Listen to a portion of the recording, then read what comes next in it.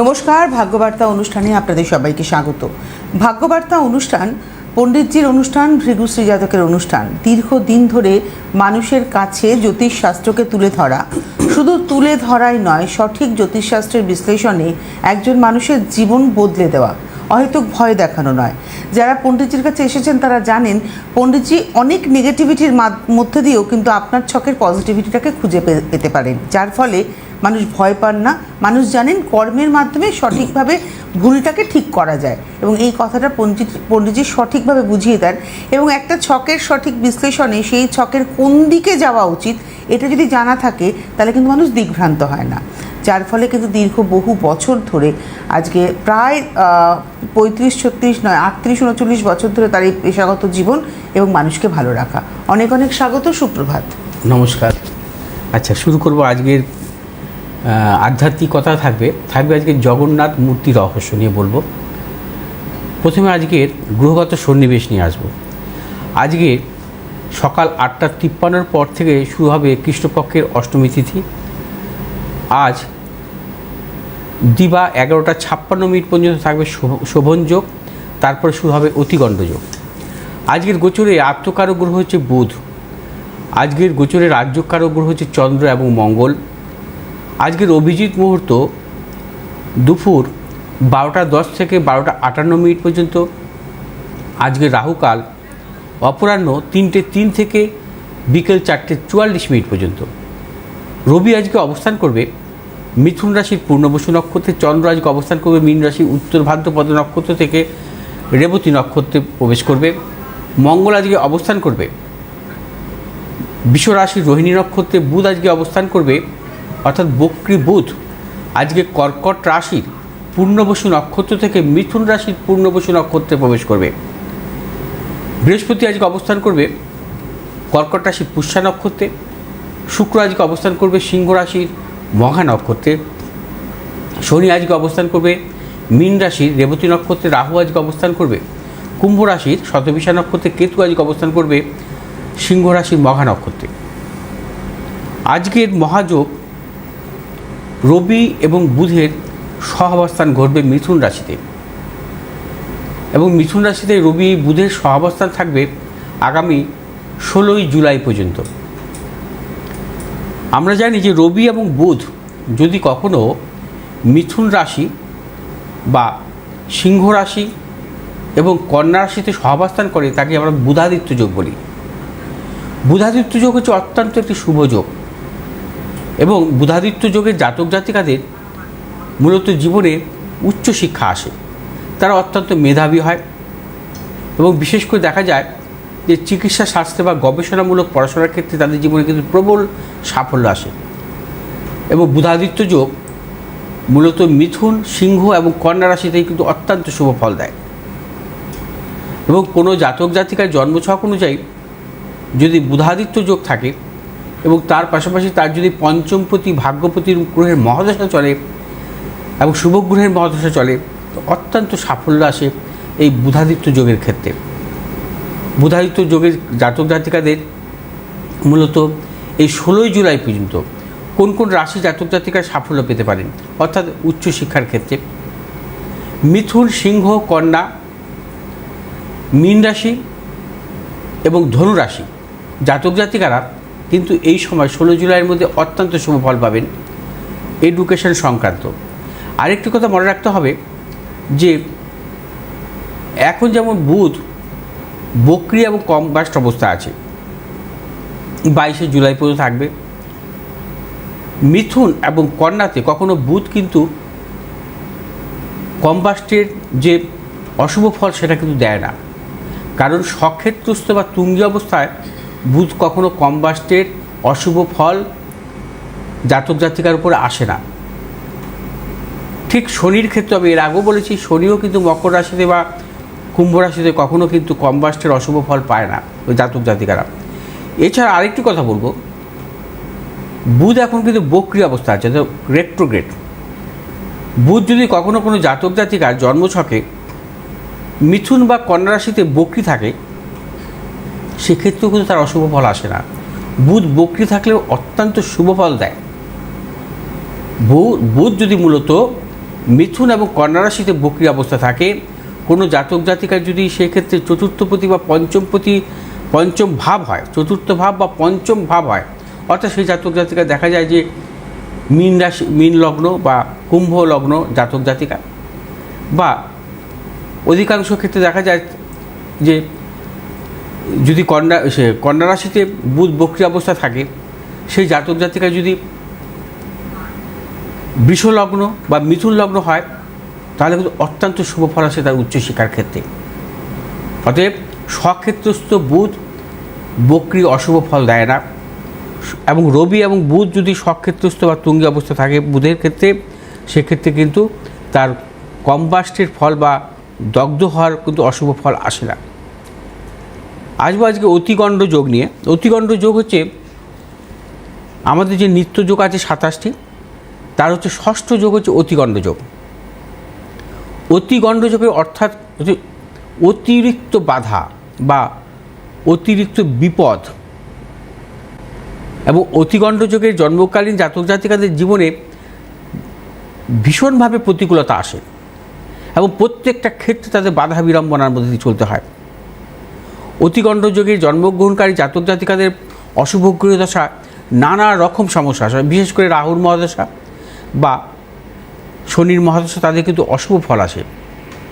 অতিগণ্ড যোগের জাতক জাতিকাদের কর্মক্ষেত্রে সমস্যা আসে, উচ্চ শিক্ষার ক্ষেত্রে সমস্যা আসে, এবং অতিগণ্ড যোগের জাতক জাতিকাদের মূলত যেদিন এই অতিগণ্ড যোগ পড়বে, ধরুন আজকে অতিগণ্ড যোগ শুরু হবে 11:56 থেকে, তার 6 দণ্ড পাস করে শুভ কাজে অগ্রসর হওয়া দরকার। 6 দণ্ড 24 মিনিট ইন্টু 6 দণ্ড পার করে তাকে শুভ কাজে অগ্রসর হতে হবে, অর্থাৎ 11:56 থেকে ধরতে হবে। আর অতিগণ্ড যোগে কোনো শুভ কাজ হয় না, আমাদের মাঙ্গলিক ক্রিয়া, যেমন বিবাহ, অন্নপ্রাশন, নানা রকম গৃহপ্রবেশ বা ব্যবসা বাণিজ্য আরম্ভ, কোনো রকম শুভ কাজ অতিগণ্ড যোগে হয় না। কিন্তু পণ্ডিতজি একটা প্রশ্ন করতে ইচ্ছে করছে, ধরুন অতিগণ্ড যোগে তো বহু জাতক জাতিকার জন্ম হয়, তো তাদের জীবনটা কিরকম দুর্বিষহ হয়ে যাবে? দুর্বিষহ না, সর্বক্ষেত্রে হয় না, তবে তাদের জীবনে স্ট্রাগল থাকে, তবে এর উপাচারও আছে কিছু, আমি এটাই জানতে উপাচার আছে। চাইছিলাম। কারণ অতিগণ্ড যোগের জন্মগ্রহণকারী জাতক জাতিকাদের মূলত শিবের জলাভিষেক করা উচিত, সর্বক্ষেত্রে, এবং এদের হচ্ছে 12 মাস শিবের জলাভিষেক করবে, এবং বিশেষ করে চন্দ্রের মন্ত্র পাঠ করতে হবে, জপ মন্ত্র, এবং গণেশের উপাচার করতে হবে। প্রতি বুধবার গণেশ দেবতার মন্ত্র এবং গণেশের উদ্দেশ্যে 21টি দুর্বা অর্পণ করতে হবে, এবং সেক্ষেত্রে অতিগণ্ড যোগের নানা রকম বাধা বিড়ম্বনা থেকে তারা কাটাবে, তাদের এই দোষ থেকে তারা মুক্তি পাবে, এবং যতই অশুভ সময় আসুক না কেন, সেক্ষেত্রে তারা আস্তে আস্তে এই প্রতিকূলতা কাটিয়ে উঠতে পারবে। আজকে রাশিফল নিয়ে। মেষ রাশি জাতক জাতিকাদের ক্ষেত্রে আজকের দিনটিও কিন্তু নানা রকম প্রতিকূলতা, অর্থনাশ, গুপ্ত শত্রু বৃদ্ধি হতে পারে, প্রিয়জনের সাথে মতানৈক্য। মেষ রাশি জাতক জাতিকার যে কোনো শুভ কাজের ক্ষেত্রে দক্ষিণ পূর্ব দিকে অগ্রসর হবে সাফল্য। শুভ রং হচ্ছে আমাদের লাল এবং সবুজ। আজ 1 সংখ্যার জাতক জাতিকাদের ক্ষেত্রে শুভ, 3 সংখ্যার জাতক জাতিকাদের ক্ষেত্রে অশুভ। বৃষরাশি জাতক জাতিকাদের ক্ষেত্রে আজকের দিনটিও বিশেষভাবে শুভ। অর্থলাভ, কর্মক্ষেত্রে সুনাম বৃদ্ধি, বিদ্যার্থীদের ক্ষেত্রে অত্যন্ত শুভ। আজ আপনাদের শুভ দিক হচ্ছে পশ্চিম দিক, দক্ষিণ দিক। শুভ রং সাদা এবং লাল। আজ 8 সংখ্যার জাতক জাতিকাদের ক্ষেত্রে শুভ, 3 সংখ্যার জাতক জাতিকাদের ক্ষেত্রে অশুভ। মিথুন রাশি জাতক জাতিকাদের ক্ষেত্রে আজকের দিনটি শুভ। অর্থলাভ, কর্মক্ষেত্রে সম্মান প্রাপ্তি এবং দূর ভ্রমণের ক্ষেত্রে সাফল্য, পারিবারিক দিক থেকে নানা রকম সাফল্য আসবে। আজ মিথুন রাশি জাতক জাতিকারা যে কোনো শুভ কাজের ক্ষেত্রে পূর্ব উত্তর দিকে অগ্রসর হবে সাফল্য। শুভ রং হচ্ছে আপনাদের সবুজ এবং হলুদ। আজ 2 সংখ্যার জাতক জাতিকাদের ক্ষেত্রে শুভ, 1 সংখ্যার জাতক জাতিকাদের ক্ষেত্রে অশুভ। কর্কট রাশি জাতক জাতিকাদের ক্ষেত্রেও আজকের দিনটিও নানাবিধ সাফল্য মিলবে। আজ আপনাদের অর্থলাভ, কর্মক্ষেত্রে সুনাম বৃদ্ধি, পদোন্নতি, সন্তানের সাফল্য। এবং কর্কট রাশি জাতক জাতিকা যারা কর্মপ্রার্থী, তাদের ক্ষেত্রে অত্যন্ত শুভ আজকের দিনটি। আজ আপনারা যে কোনো শুভ কাজের ক্ষেত্রে পশ্চিম দিক এবং দক্ষিণ দিকে অগ্রসর হবে, সাফল্য মিলবে। আজ আপনাদের শুভ রং হচ্ছে সাদা এবং লাল। আজ 8 সংখ্যার জাতক জাতিকাদের ক্ষেত্রে বিশেষভাবে শুভ, এবং 7 সংখ্যার জাতক জাতিকাদের ক্ষেত্রে অশুভ। সিংহ রাশির জাতক জাতিকারা আজকেও নানাবিধ প্রতিকূলতার মধ্যে কাটাবেন। আজও আপনারা সর্বক্ষেত্রে সতর্কতা অবলম্বন করবেন। গুপ্ত শত্রু অর্থ নাশ হতে পারে। আর সিংহ রাশির জাতক জাতিকারা যে কোনো শুভ কাজের ক্ষেত্রে পশ্চিম দিক এবং দক্ষিণ দিক অগ্রসর হবেন। সাফল্য। শুভ রং হচ্ছে আপনাদের লাল এবং সাদা। আজ 3 সংখ্যার জাতক জাতিকার ক্ষেত্রে শুভ, 6 সংখ্যার জাতক জাতিকার ক্ষেত্রে অশুভ। কন্যা রাশির জাতক জাতিকাদের আজকে প্রবল অর্থ লাভ, কর্মক্ষেত্রে সাফল্য, ব্যবসায়ীদের ক্ষেত্রে অত্যন্ত শুভ। নতুন কোনো চিন্তাভাবনা পরিকল্পনার ক্ষেত্রে সাফল্য। যারা পেশাগত ব্যবসার সাথে যুক্ত আছে অত্যন্ত শুভ দিন। আজ আপনারা যে কোনো শুভ কাজের ক্ষেত্রে পূর্ব দিক দক্ষিণ দিক অগ্রসর হবেন। সাফল্য। শুভ রং সবুজ এবং লাল। আজ 2 সংখ্যার জাতক জাতিকার ক্ষেত্রে বিশেষভাবে শুভ, 4 সংখ্যার জাতক জাতিকার ক্ষেত্রে অশুভ। আজও তুলা রাশির জাতক জাতিকার নানা রকম প্রতিকূলতার মধ্যে কাটাবেন। অর্থনৈতিক উন্নতির ক্ষেত্রে ব্যাহত, প্রিয়জনের সাথে মতানৈক্য, গুপ্ত শত্রু বৃদ্ধি হতে পারে। এবং তুলা রাশির জাতক জাতিকারা আজ সন্তানকে নিয়ে টেনশনের মধ্যে থাকতে পারেন। আজ আপনার যে কোনো শুভ কাজের ক্ষেত্রে পূর্ব দিক এবং পশ্চিম দিক অগ্রসর হবে। সাফল্য। শুভ রং হচ্ছে আমাদের সাদা এবং লাল। আজ 4 সংখ্যার জাতক জাতির ক্ষেত্রে বিশেষভাবে শুভ এবং 3 সংখ্যার জাতক জাতির ক্ষেত্রে অশুভ। বৃশ্চিক রাশির জাতক জাতিকারা আজকের দিনটি নানাবিধ প্রতিকূলতার মধ্যে কাটাবেন। তবে বৃশ্চিক রাশির জাতক জাতিকারা আজকে যে কোনো শুভ কাজের ক্ষেত্রে বেলা 2টোর পর অগ্রসর হবেন। সাফল্য মিলবে। বৃশ্চিক রাশির জাতক জাতিকাদের আজকে মানসিক টেনশন, শারীরিক পীড়া, অর্থনৈতিক উন্নতির ক্ষেত্রে ব্যাহত হতে পারে। কর্মক্ষেত্রে প্রবল গুপ্ত শত্রু বৃদ্ধি হতে পারে। আজ আপনারা যে কোনো শুভ কাজের ক্ষেত্রে পূর্ব দিক এবং উত্তর দিক অগ্রসর হবে। সাফল্য। শুভ রং হচ্ছে আমাদের সাদা এবং লাল। আজ 4 সংখ্যার জাতক জাতির ক্ষেত্রে বিশেষভাবে শুভ, 8 সংখ্যার জাতক জাতির ক্ষেত্রে অশুভ। ধনুরাশির জাতক জাতিকাদের ক্ষেত্রে আজকের দিনটি বিশেষভাবে শুভ। অর্থ লাভ, কর্মক্ষেত্রে সুনাম বৃদ্ধি, পদোন্নতি, সন্তানের সাফল্য। ধনুরাশির জাতক জাতিকারা আজ যে কোনো শুভ কাজের ক্ষেত্রে দক্ষিণ পশ্চিম দিকে অগ্রসর হবে। সাফল্য। শুভ রং হলুদ এবং সাদা। আজ 1 সংখ্যার জাতক জাতির ক্ষেত্রে শুভ, 7 সংখ্যার জাতক জাতির ক্ষেত্রে অশুভ। মকর রাশির জাতক জাতিকারা আজকের দিনটিও নানাবিধ প্রতিকূলতার মধ্যে কাটাবেন। আজও আপনাদের মানসিক টেনশন বৃদ্ধি হতে পারে। কর্মক্ষেত্রে নানা রকম অপজয়, গুপ্ত সত্য বৃদ্ধি হতে পারে। ব্যবসায়ীদের ক্ষেত্রে নানা রকম সতর্কতা অবলম্বন করতে হবে। যারা ট্রেডিংমূলক ব্যবসাতে যুক্ত আছেন আপনাদের নানাবিধ প্রতিকূলতা আজকে আসতে পারে। অর্থনাশ এবং ব্যবসা ক্ষেত্রে নানা রকম লস আপনাদের আজকে হতে পারে। আজ আপনারা যে কোনো শুভ কাজের ক্ষেত্রে উত্তর পশ্চিম দিকে অগ্রসর হবে। সাফল্য। শুভ রং আপনাদের নীল এবং লাল। আজ 4 সংখ্যার জাতক জাতির ক্ষেত্রে অশুভ, 5 সংখ্যার জাতক জাতির ক্ষেত্রে শুভ। কুম্ভ রাশির জাতক জাতিকাদের আজকে অর্থ লাভ, কর্মক্ষেত্রে সুনাম বৃদ্ধি, পদোন্নতি। কুম্ভ রাশির জাতক জাতিকারা দূরযাত্রার ক্ষেত্রে সাফল্য পাবেন। আজ নতুন কোনো চিন্তাভাবনা পরিকল্পনার ক্ষেত্রে আপনাদের সাফল্য। আজ আপনারা যে কোনো শুভ কাজের ক্ষেত্রে দক্ষিণ পূর্ব দিকে অগ্রসর হবে। সাফল্য। শুভ রং হচ্ছে আপনাদের নীল এবং সবুজ। আজ 8 সংখ্যার জাতক জাতির ক্ষেত্রে শুভ, 6 সংখ্যার জাতক জাতির ক্ষেত্রে অশুভ। মীন রাশির জাতক জাতিকার আজকের দিনটিও নানাবিধ প্রতিকূলতার মধ্যে কাটাবেন। আজকের দিনটিও সাবধানতা অবলম্বন করতে হবে। আজও কর্মক্ষেত্রে গুপ্ত শত্রু, ব্যবসায়ীদের ক্ষেত্রেও সতর্কতা অবলম্বন করতে হবে। যে সমস্ত ব্যবসায়ীরা মূলত আকরিক ধাতবমূলক ব্যবসাতে যুক্ত আছে আপনাদের সতর্কতা অবলম্বন করতে হবে। আজ আপনারা যে কোনো শুভ কাজের ক্ষেত্রে পূর্ব ও দক্ষিণ দিকে অগ্রসর হবেন। সাফল্য। শুভ রং আছে আপনাদের হলুদ এবং লাল। আজ 4 সংখ্যার জাতক জাতির ক্ষেত্রে শুভ এবং 1 সংখ্যার জাতক জাতিকের ক্ষেত্রে অশুভ। রাশিফল শেষ। আপনাদেরকে জানিয়ে রাখি, প্রত্যেক সপ্তাহের সোমবার দক্ষিণেশ্বর, মঙ্গলবার হাতিবাগান, বুধবার, শুক্রবার, শনিবার বারাসাত এবং রবিবার দিন গড়িয়াহাটে চেম্বার রয়েছে পণ্ডিতজির। সামনের 11ই জুলাই চেম্বার রয়েছে হচ্ছে মেচেতাতে। আর আগামী 13ই জুলাই চতুর্দশী যুক্ত সোমবতী অমাবস্যা, সেদিন তারাপীঠের ব্যাপারে নিশ্চয়ই আমরা আজকে আলোচনা করব। তারাপীঠে আমি থাকবো আগামী 13 তারিখ সোমবতী, যে বিশেষ অমাবস্যা, কারণ চতুর্দশী যুক্ত অমাবস্যা। সেদিন চতুর্দশী থাকবে সন্ধ্যে 6:25 পর্যন্ত। তারপর কিন্তু শুরু হবে হচ্ছে অমাবস্যা, অর্থাৎ সোমবার দিন চতুর্দশী। এটা কিন্তু অত্যন্ত শুভ, সোমবার চতুর্দশী। আর তার পাশাপাশি সেদিনে আবার অমাবস্যা। এই বিশেষ দিনে আপনারা দেখুন, আমি যখন গ্রহদোষ খণ্ডন করি একটি বিশেষ তিথি ছাড়া আমি কিন্তু গ্রহদোষ খণ্ডন করি না। কারণ আমার কাছে গ্রহদোষ খণ্ডন যারা করতে এসছেন, যে আজকে যে 13 তারিখে যে গ্রহদোষ খণ্ডন করবে, তারা 1 মাস আগে থেকে বুকিং করে রেখেছে। 1 মাস, কেউ 20 দিন, কেউ 25 দিন আগে বুকিং করেছে। আমি কিন্তু তাদের একটা কথাই বলেছি, ওই 13 তারিখের অমাবস্যার পর আপনাদের প্রতিকার পাবেন। আপনার প্রতিকার এতটাই সঠিক হয় ওই একটাই কারণে, কারণ আপনি ওই মানে অমাবস্যার দিনটাকে ভীষণভাবে প্রাধান্য দেন। আমি করবো বা অমাবস্যা হোক বা বড় কোনো ভালো তিথি, রথ আছে, এরকম ভালো তিথি ছাড়া বা ভালো দিন ছাড়া আমি কখনো গ্রহদোষ খণ্ডন করি না।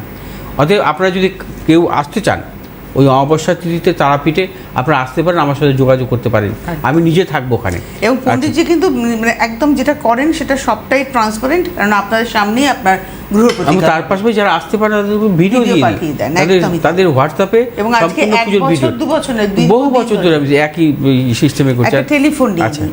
নমস্কার, কে রয়েছেন? হ্যালো। হ্যালো, নমস্কার।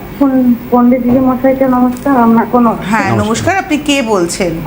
হ্যাঁ, আমি মানে বাঁকুড়া থেকে বলছি। আমার মেয়ের জন্য জানতে চাই। আচ্ছা, মেয়ের নাম? মেয়ের নাম শিল্পা সাহা। শিল্পার ডেট অফ বার্থ? 3/12/1996। 3রা ডিসেম্বর 1996। সময়?